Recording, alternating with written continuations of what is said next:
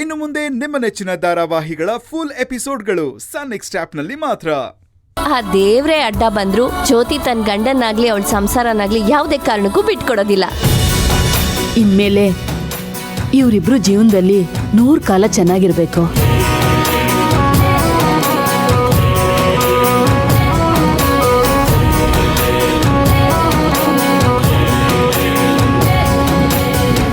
ಜ್ಯೋತಿ, ಇನ್ನೊಂದು ವಿಷಯ ನೆನ್ಪಿಟ್ಕೊ. ಗಂಡ ಎಷ್ಟೇ ಹಾರಾಡಿದ್ರು ಅದನ್ನ ತಣ್ಣಗ್ ಮಾಡೋ ತಾಕತ್ತು ಹೆಂಡತಿಗೆ ಮಾತ್ರ ಇರೋದು. ನೀನು ಜಾಸ್ತಿ ಓದಿರೋಳು, ನಿನ್ಗೆ ಹೆಚ್ಚಿಗೆ ಹೇಳ್ಕೊಡ್ಬೇಕು ಅಂತ ಅನಿಸ್ತಿಲ್ಲ ನನಗೆ. ಹ್ಞೂ ಜ್ಯೋತಿ, ಗಂಡನ್ನ ಗೆದ್ಕೊಂಡ್ರೆ ಗುಡ್ಡನೇ ಗೆದ್ಕೊಂಡಂಗೆ. ಇದನ್ನ ಗೆಪ್ತಿಯಲ್ಲಿ ಮಡ್ಕೋ. ಆಮೇಲೆ ಕೋಣೆ ಒಳಗೆ ಹೋದ್ಮೇಲೆ ಮಕಾಗಿಕ ಆ ಕಡೆ ಈ ಕಡೆ ತಿರುಗಿಸ್ಕೊಂಡು ಮಂಗ್ನಂಗೆ ಆಡಬೇಡ. ಅಯ್ಯೋ ಅಮ್ಮ, ನನ್ಗೇನಷ್ಟು ಗೊತ್ತಾಗಲ್ವಾ? ಗಂಡನ್ನ ಬುಟ್ಟಿಗೆ ಹಾಕೊಳಕ್ಕೆ ನನ್ಗೂ ಬರುತ್ತೆ. ಓ ಸರಿ ಸರಿ. ಚಂದ್ರಿಕಾ, ಹಾಲು ಕಾಯಿಸ್ತೀಯಾ? ಅಯ್ಯೋ ಸಾವಿತ್ರಿ, ಮರ್ತೇ ಬಿಟ್ನಲ್ಲ. ಒಂದ್ ನಿಮಿಷ ಕಾಯಿಸ್ಕೊಂಬರ್ತೀನಿ ಇರು. ನಾನು ಬರ್ತೀನಿ ನಡಿ. ಅದಕ್ಕೆ ಬಾದಾಮಿ ಕೇಸರಿ ಎಲ್ಲ ಕುಟ್ಟಿ ಹಾಕ್ಬೇಕು. ನಡಿ ಬಾ.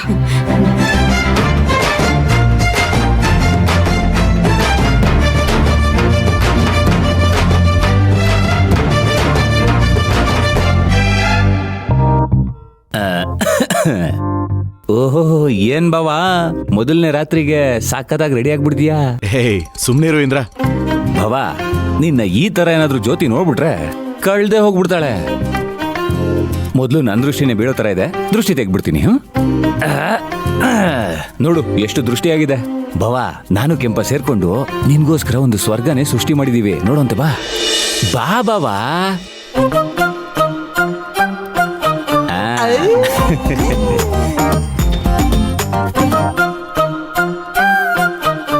ಏನಪ್ಪ ಶಿವಣ್ಣ, ಅಮೋಘ ದಂಡಯಾತ್ರೆಗೆ ರೆಡಿ ನಾವು? ಏಯ್ ಕೆಂಪ, ನಾಚಿಕೆ ನೋಡು. ಈಗ್ಲೇ ಹಿಂಗೆ ಇನ್ ಹೆಂಡತಿ ಬಂದ್ಮೇಲೆ ಹೆಂಗೋ ಏನೋ. ಸುಮ್ನೆ ಇರು ಇಂದ್ರ.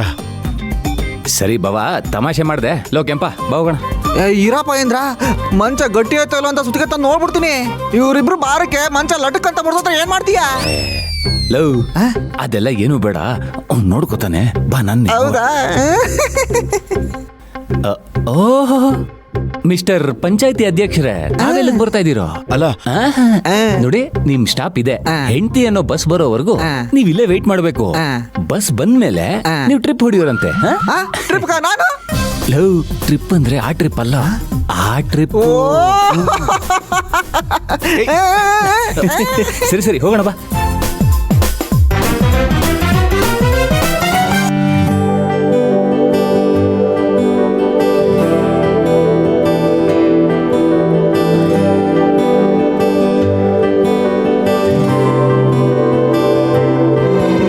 ತುಳಸಿ, ಮೊದಲು ನಿನಗೆ ಗಂಡ್ಮಗು ಆಗುತ್ತೆ, ಆಮೇಲೆ ನಾನೊಂದು ಹೆಣ್ಮಗುನ ಎತ್ತಿ ನಾವಿಬ್ರು ಬೀಗ್ರಗಣ ಅಂತ ಅನ್ಕೊಂಡಿದ್ದೆ. ಆದ್ರೆ ಅದಾಗ್ಲೇ ಇಲ್ಲ.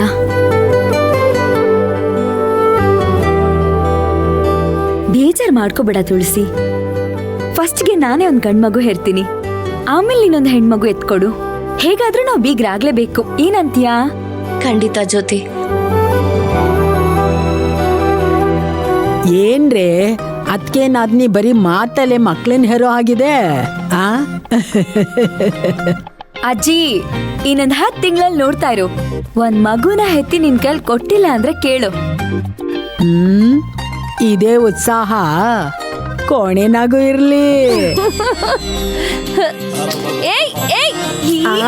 ಅಯ್ಯೋ ಅಯ್ಯೋ, ಬಿಡೆ ಬಿಡೆ ಜ್ಯೋತಿ. ಏನು ನಿಂದು? ಸಾರಿ ಸಾರಿ.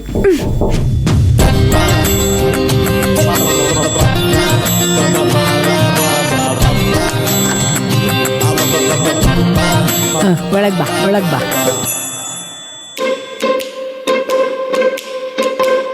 ಓಹೋ, ಹಲೋ ಜ್ಯೋತಿ. ನಿಮ್ ಗಂಡ ಅಲ್ಲ ಅಲ್ಲ ಅಲ್ಲ ಅಲ್ಲ, ಶಿವಪುರದ ಅಧ್ಯಕ್ಷರು ನಿಮ್ಗೋಸ್ಕರ ಕಾಯ್ತಾ ಇದ್ದಾರೆ. ಜ್ಯೋತಿ, ಈ ಸತಿ ರೂಮ್ ನಾ ಸ್ವರ್ಗದ ತರ ಅಲಂಕಾರ ಮಾಡಿವ್ನಿ.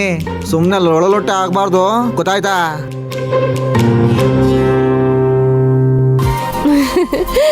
ಬಾರವ ಜ್ಯೋತಿ, ದೇವ್ರಿಗೆ ಕೈ ಮುಗಿವತ್ತೆ ಬಾ. ಬಾ ನಡ್ರಿ ಹೋಗೋಣ ನಡಿ. ಓ ಜ್ಯೋತಿ, ಹಿರಿಯರ ಕಾಲ್ಗೆ ನಮಸ್ಕಾರ ಮಾಡಿ ಆಶೀರ್ವಾದ ತಗೊಳವ. ಅಪ್ಪ ಅಮ್ಮ ಆಶೀರ್ವಾದ ಮಾಡಿ.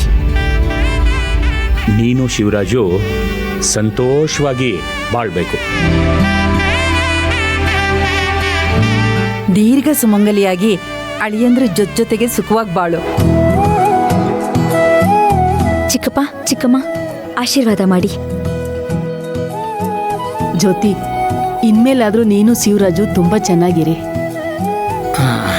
ಎದ್ದೇಳಮ್ಮ. ನೋಡಮ್ಮ, ನನ್ನ ಸೊಸೆ ಥರ ನೀನು ಒಂದು ಮಗುನ ಹೆತ್ತು ನಮ್ಮ ಕೈ ಕೊಟ್ಬಿಡಮ್ಮ.